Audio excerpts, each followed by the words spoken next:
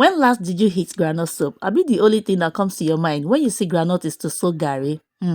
Be honest. Well, today I'm showing you how to make rich Nigerian groundnut soup that will change that your mindset. So I started with roasted groundnuts, but wait oh, don't just use it like that. Give it a quick toast on a low heat with ukbei for just 10 minutes. Please, don't skip this step if you want your groundnut soup to taste delicious. Next, into the pot goes my protein. I'll be using chicken with just seasoning powder, salt, and onions. Let it boil to soft and juicy because this soup is all about balance, you know. Please avoid curry, thyme, rosemary, and others to boil your chicken. We don't need any spices to overwhelm the taste of the groundnut soup, please. Now, let's go back to our toasted groundnuts. Blend with some pepper, locust beans, and plenty onions, and blend till it's smooth.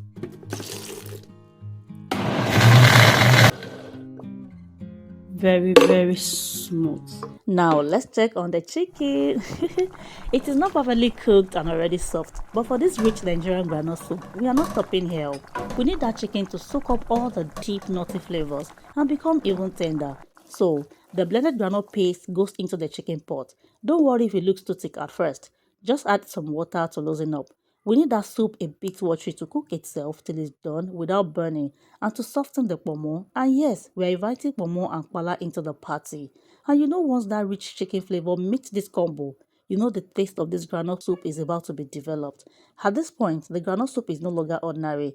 The flavor is deeper, richer, and absolutely irresistible. Now add just a cooking spoon of red oil. If you are the type that likes red oil dancing on your soup, please, it can't work for groundnut soup because we won't do anything that will water down the taste of groundnuts in this soup. Now, let it cook slowly on a low heat for 25 minutes. Now come with me. I'll be using fresh ugwu leaves to finish off this rich groundnut soup.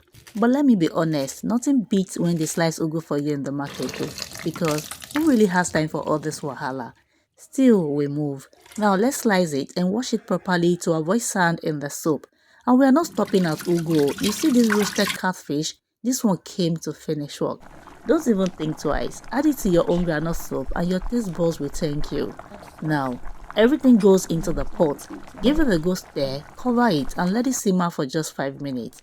Let all that flavor come together beautifully.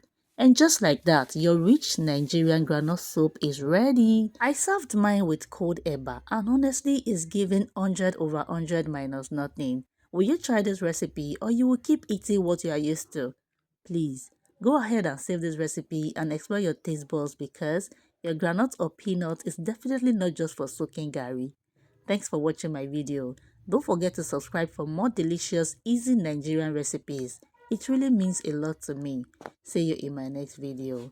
Bye!